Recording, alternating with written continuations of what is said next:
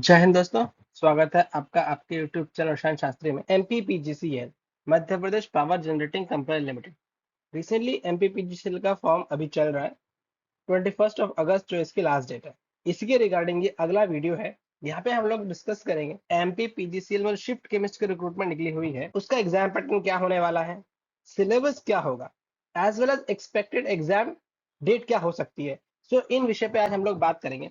तो चलिए जरा देखते हैं वन बाय वन क्या डिस्कस करने वाले। एग्जाम पैटर्न डिस्कस करेंगे सबसे पहले, फिर सिलेबस, सिलेबस में केमिस्ट्री है या फिर जनरल पार्ट है, वो सारा चीज देखा जाएगा, और एक्सपेक्टेड एग्जाम डेट क्या है वो सब हम लोग देखेंगे वन बाय वन। सबसे पहले हम लोग देखते हैं एग्जाम पैटर्न।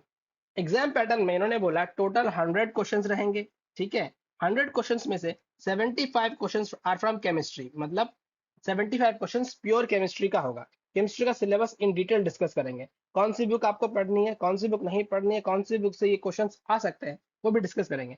25 क्वेश्चंस आपके रहेंगे जनरल पार्ट से। जनरल पार्ट का भी मैं सिलेबस डिस्कस करूंगा और कुछ आपको इंपॉर्टेंट पीडीएफ भी सप्लाई कर दूंगा जनरल पार्ट के लिए, तो कि आप जहां से प्रिपरेशन कर सकते हो। सो अभी मेरा 100 क्वेश्चन हो गया, 75 केमिस्ट्री के, 25 जनरल पार्ट के, टोटल 2 आवर्स का एग्जाम है। कोई भी नेगेटिव मार्किंग नहीं है एज पर दर एडवर्टाइजमेंट। एक्सपेक्टेड एग्जाम डेट क्या हो सकता है इसका। सो अभी रिसेंटली 2024 में भी एमपीपीजीसी ने शिफ्ट केमिस्ट्री मल्टीपल वैकेंसीज निकाली थी। 30 अप्रैल 2024 में लास्ट डेट थी, जो 2024 वाला रिक्रूटमेंट ड्राइव था, और उसका एग्जाम 1 जून 2024 को हो गया था। सो अगर हम 2025 का सेम कैलकुलेशन लगाएं तो 2025 में लास्ट डेट है फॉर्म फिलअप की 21 अगस्त 2025। एक्सपेक्टेड एग्जाम हो सकता है आपका first week of October, max to max second week of October तक जाएगा। उससे ज्यादा लेट नहीं होगा, फर्स्ट से सेकंड वीक ऑफ अक्टूबर में हो जाएगा। आपका जो एआरसीआई वाला साइंटिस्ट बी आरएनडी वाला वैकेंसी है, उसका भी एग्जाम अक्टूबर में ही होने वाला है। Now let's discuss the syllabus in detail. So this is the indicative syllabus for general awareness and aptitude. There are 25 questions are from general awareness and aptitude section. Okay, and these two syllabus, general awareness and aptitude and chemistry syllabus, these two syllabus are available in the website, and you will find the link of the website in this description. Okay, so जरा discuss करते हैं क्या है। So ये जो 5 topic इन्होंने बोला है, मतलब हर जगह से 5-5 क्वेश्चन आएंगे, 25 नंबर हो गया आपका। ठीक है, so numerical ability, reasoning and mental ability, general knowledge and awareness, general knowledge and power sector led general awareness। ठीक है, ये इन्फॉर्मेशन जो है पब्लिकली अवेलेबल है। इसके रिगार्डिंग जो पीडीएफ है वो मैं अपने टेलीग्राम चैनल पे डाल दूंगा, वहां से आप देख सकते हो। और बाकी ये जो ऊपर के 4 पोर्शन हो गए, इसकी प्रिपरेशन खुद करनी पड़ेगी। और एक चीज आप ध्यान में रखो, आने वाले टाइम पे अदर देन केमिस्ट्री आपको बहुत कुछ प्रिपेयर करना पड़ेगा, तब ये आपकी जॉब लगेगी। You must have a multiple skills. Okay, now this is the indicative syllabus of shift chemist. Shift chemist का इंडिकेटिव सिलेबस है। ऑल्दो इनकी वेबसाइट पे इनके एडवर्टाइजमेंट में लिखा है बीटेक इन केमिकल इंजीनियरिंग और रेगुलर एमएससी। मैं आपको सब सिलेबस जिसका शुरुआत आपको समझ में आएगा कि बीटेक वालों का तो यहाँ पे अपर हैंड नहीं मिलने वाला है। केमिस्ट्री वालों के लिए बहुत ही फायदेमंद रहेगी ये वाली पोस्ट। जरा देखते हैं, इनऑर्गेनिक केमिस्ट्री लिखा ही हुआ है। इनऑर्गेनिक केमिस्ट्री सबसे पहले बोल रहा है, इनऑर्गेनिक केमिस्ट्री में bonding in main group elements. Okay, so bonding in main group elements, ये सिलेबस काफी हाई लेवल का सिलेबस है। तो एमएससी लेवल का सिलेबस है। आपको एमएससी लेवल की बुक्स पढ़नी पड़ेगी, तब जाके आपको कॉटन विल्किंसन की बुक पढ़नी पड़ेगी। ओके, हुई की बुक पढ़नी पड़ेगी, इस तरह की हाई स्टैंडर्ड बुक्स पढ़नी पड़ेगी, तब जाके ये सिलेबस आप निकाल पाओगे।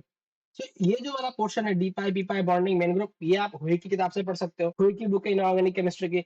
ये metal ligand equilibriums in solution, मतलब जो रिएक्शंस ऑफ मेटल कॉम्प्लेक्सेस, वो भी आप वहां से पढ़ सकते हो। ये वाला, ये 2 पोर्शन हो गया।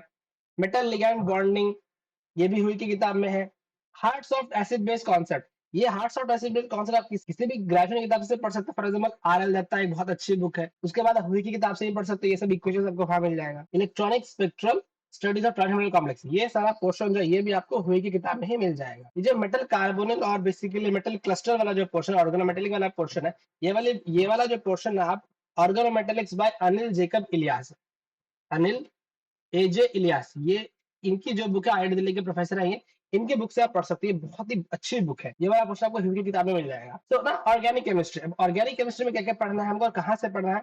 ऑर्गेनिक केमिस्ट्री के 2-3 बुक आप फोकस पे रखो। फॉर एग्जाम्पल जो बेसिक्स कंसेप्ट के लिए वो हो गई आपकी पॉला ब्रूस, और एडवांस के लिए जहाँ पे रिएक्शन मैकेनिज्म वाला आपको अच्छे से समझ में आएगा, वो है जेफेलन नैंस। ठीक है, ये वाला पोर्शन जो है ये तो बेसिक हो गया स्टीरियोकेमिस्ट्री वाला, किसी भी ग्रेजुएशन किताब से पढ़ लो। उसके बाद जो मेरा रिएक्शन मैकेनिज्म शुरू होता है ना, ये सब आप जरूर पॉला ब्रूस, उसके बाद ज़ेफिर नैंसी, इन दोनों किताब से पढ़ो। पहले पाउलो ब्रूस से पढ़ लो, आपका कॉन्सेप्ट क्लियर हो जाएगा। फिर ज़ेफिर नैंसी क्वेश्चन सॉल्व करो और फायदा होगा। पीरियोडिकल रिएक्शन, मल्टीपल रिएक्शंस है, addition reaction, addition to hetero multiple bonds, elimination, सारा का सारा आपका वहां से हो जाएगा। पेरीसाइक्लिक रिएक्शंस, पेरीसाइक्लिक रिएक्शन आप जगदम्बा एंड जया सिंह की जो किताब है यहाँ से पढ़ लो, काम बन जाएगा। फिजिकल केमिस्ट्री कहाँ से पढ़े? फिजिकल केमिस्ट्री में ये भी quantum mechanics, quantum mechanics, quantum mechanics, quantum mechanics, quantum mechanics आप जरूर और जरूर McQuarrie Simons, quantum mechanics by McQuarrie Simons, वहां से पढ़ो। मैक्वायरी साइमंस की दो बुक है, one is called the physical chemistry of by McQuarrie Simons, another one is quantum mechanics by McQuarrie Simons. आप ये कहीं से भी पढ़ सकते हो, चाहे फिजिकल केमिस्ट्री वाली बुक उठा लो, चाहे क्वांटम मैकेनिक्स वाली बुक उठा लो। क्लासिकल थर्मोडायनेमिक्स आपको मैक्वायरी साइमंस मिल जाएगा। स्टैटमैक आप एंजल एंड रीड, ये बेस्ट बुक है एंजल एंड रीड इसको पढ़ने के लिए। Chemical dynamics nothing but the chemical kinetics, kinetics ही है। काइनेटिक्स भी आप मैक्वायरी साइमंस की बुक से पढ़ सकते हो। मिसल, मैक्रोमोलेक्यूल्स, मॉलिक्यूलर थर्मोडायनामिक्स, ये सारी सारा चीज आपको एंजल एंड रीड किताब में मिल जाएगा। इलेक्ट्रोकेमिस्ट्री किसी बेसिक बुक से पढ़ो, कोई दिक्कत नहीं है ना। ये group theory, spectrometry and its application, ये वाली बुक जो ऑर्गेनिक वाला और इनऑर्गेनिक वाला फिजिकल वाला पोर्शन है, ऑर्गेनिक स्पेक्ट्रोस्कोपी पाविया से पढ़ो, इनऑर्गेनिक स्पेक्ट्रोस्कोपी आरएस ड्रैगो से पढ़ो, फिजिकल केमिस्ट्री जो है वो आप बैनवेल से पढ़ो। ठीक है, ये तीन बुक्स स्पेक्ट्रोस्कोपी कवर करने के लिए फेयर इनफ है। उसके बाद आएगा फोटो केमिस्ट्री, ये आप ब्रूस की किताब से पढ़ सकते हो। यहाँ ब्रूस की किताब में भी अच्छा खासा लिखा हुआ है। सॉलिड स्टेट केमिस्ट्री किसी भी अच्छी बुक से पढ़ लो, जैसे इंजीनियर रीड हो गया, मैक्वायरी साइमंस हो गया, ये इलेक्ट्रॉनिक मैटर्स बता ही दिया मैंने आपको। ये ना आपका आ गया बायोलॉजिकल केमिस्ट्री। बायोलॉजिकल केमिस्ट्री में ऑर्गेनिक वाला पोर्शन आप ब्रूस की किताब से पढ़ सकते हो। Cell structure, carbohydrate, lipid, amino acids, ये सारा का सारा न्यूक्लिक एसिड, ये सारा ब्रूस की किताब में लिखा हुआ है। एनालिटिकल केमिस्ट्री आप वोगेल से जरूर पढ़ लेना। वोगेल सबसे अच्छी बुक है एनालिसिस से पढ़ने के लिए। अब ये वाला जो इन्वायरमेंटल केमिस्ट्री, इसको आपको खुद से पढ़ना पड़ेगा। कोई भी इन्वायरमेंटल केमिस्ट्री की अच्छी बुक उठाओ, पीडीएफ में डाल दूंगा अपने टेलीग्राम चैनल पर, वहां से भी देख सकते हो। सो ये हो गया आपका पूरा का पूरा सिलेबस जो अभी मैंने डिस्कस किया। ठीक है, ये एक इंडिकेटिव सिलेबस है, ठीक है ना। यहाँ से ये तो आपको पढ़ना ही पढ़ना और क्वेश्चन आपको लगाने हैं।